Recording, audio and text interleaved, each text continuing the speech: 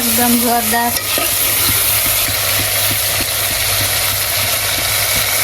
આ દેશી ઝીંગાનું શાક ને રીંગણાનું શાક એકદમ જોરદાર બને છે। તો હાવ તાજા પાલવા લઈ આવેલા છીએ આપણે માર્કેટમાંથી। પાલવાને પેલા આવી રીતે ભીંગડા ઉખડીને છીએ। હેલો યુટ્યુબ ફેમિલી, કેમ છો બધા? મજામાં દેશો। તો આજના અમારા નવા વ્લોગમાં તમારું હાર્દિક સ્વાગત છે। તો આજે અમે માર્કેટમાંથી લઈ આવ્યા છીએ પાલવા। તો પાલવા મસ્ત સરસ મજાના લઈ આવ્યા છીએ ને આપણે આ પાલવાનું શાક બનાવવાનું છે। તો આપણે પહેલાં પાલવાને સુધારવાના છે, પછી પાલવાનું શાક બનાવવાનું છે। તો મસ્ત મજાના પાલવા લઈ આવેલા છીએ આપણે હાવ તાજા। તો હાવ તાજા પાલવા લઈ આવેલા છીએ આપણે માર્કેટમાંથી। તો આને આપણે સુધારી નાખીએ। તો પહેલાં ભીંગડા પાડી દેવું આપણે।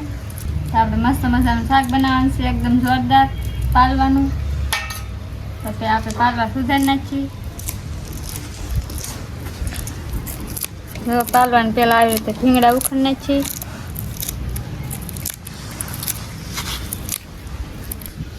તો મેં જો ભીંગડા ઉખડી નાખ્યા છે બે પાલવાના। જો સરસ આપણે ભીંગડા ઉખડી નાખ્યા છે ને હવે આનું કટિંગ કરી નાખીએ આપણે। કટિંગ કરવા માંડ્યા છે।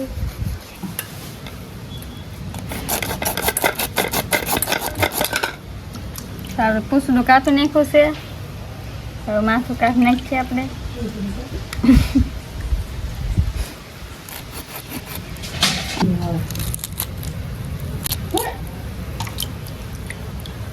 સુયાડા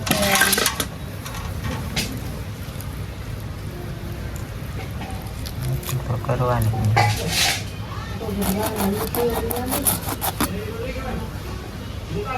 આપણે એવડા પીસ કરતા રહેવાના।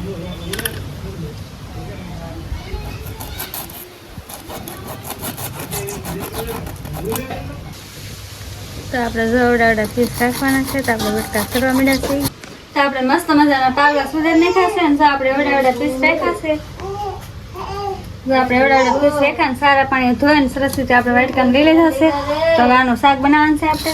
તો આપણે તપેલીમાં તેલ મસ્ત નાખી દઈએ। તો આપણે સરસ રીતે તેલ નાખી દઈએ। તો આપણે તેલ નાખી દઈએ। તો આપણે તેલ નાખી દીધું છે।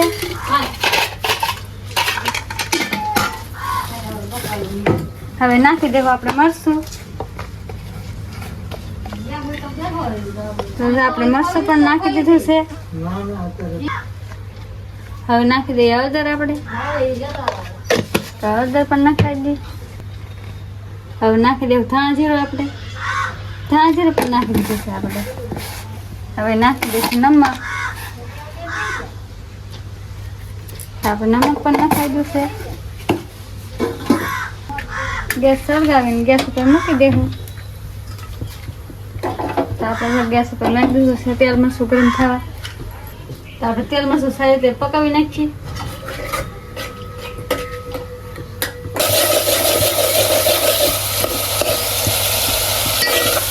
તો જો આપણું તેલ મરચું પાકી જશે। તો આપણે તેલ મરચું પાકી જઈને આપણે પાલવાના પીસ કર્યા હતા એ નાખી દેવું આપણે અંદર। જો આવા કાંઈક પીસ કર્યા હતા એ આપણે નાખી દેવું હવે તપેલીમાં।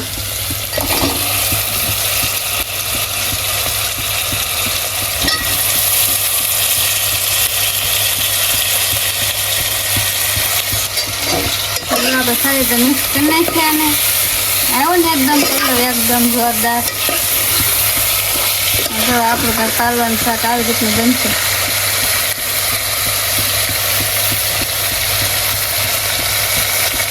એકદમ જોરદાર। તો હવે આપણે નાખી દેવું પાણી।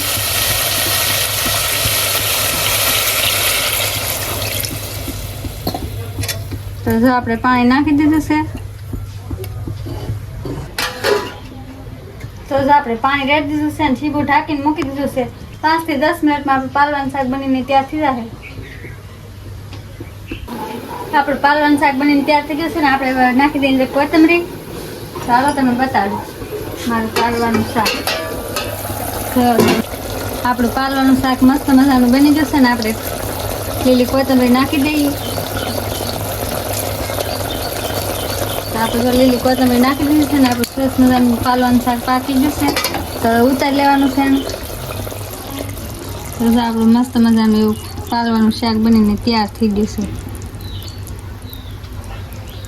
તો મસ્ત મજાનું આપણે પાલવાનું શાક પાકી ગયું છે. આવો તમને મારું પાલવાનું શાક બતાડું. તો જો આપણું મસ્ત મજાનું પાલવાનું શાક પાકી ગયું છે ને મસ્ત મજાના પીસ હતા તે રેડી સડી જશે. આમ જો એક નંબર બન્યું છે અમારું પાલવાનું શાક. જોરદાર, એકદમ ટેસ્ટી, સ્વાદ પણ એકદમ જોરદાર આવે છે.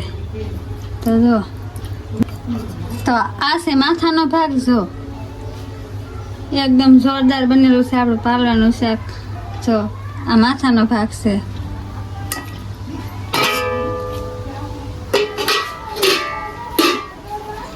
સાઈડમાં આપણે બીજું શાક પણ બની જશે. એ રીંગણાનું ને હોંડિયાનું છે. તો હાલો તમને શાક બતાવું.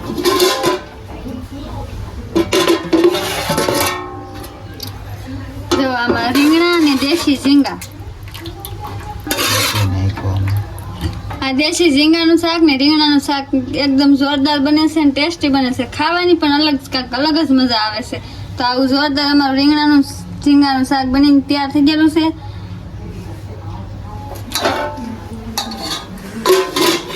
તો આપણા બે શાક તૈયાર થઈ ગયેલા છે બનીને.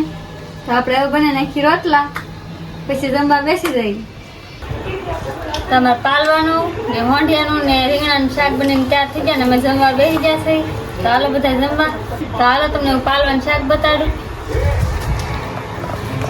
તો હવે આપણું પાલવાનું શાક એક નંબર બની જશે. તો આપણું ખાણું તૈયાર થાય છે.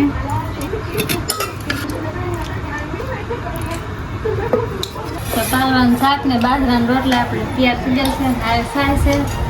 તો બીજું શાક આપણે હોંડિયાનું રીંગણાનું બનાવ્યું હોય તમને બતાડો. તો આપણું હોંડિયાનું રીંગણાનું શાક બનીને તૈયાર છે. જો આવું કાંક છે. તો આ અમારું પાલવાનું શાક ને આ અમારું હોંડિયાનું રીંગણાનું શાક બે શાક બનીને તૈયાર છે ને અમે જમવા બેસી જશે. તો હાલો બધા જમવા. આજનો વ્લોગ એટલો જ છે. તો અમારો વ્લોગ ગમ્યો હોય તો લાઈક કરી દેવો, શેર કરી દેવો. ચેનલ પર નવા ચેનલ કરી સબસ્ક્રાઈબ. મળશું નવા વ્લોગમાં. જય માતાજી.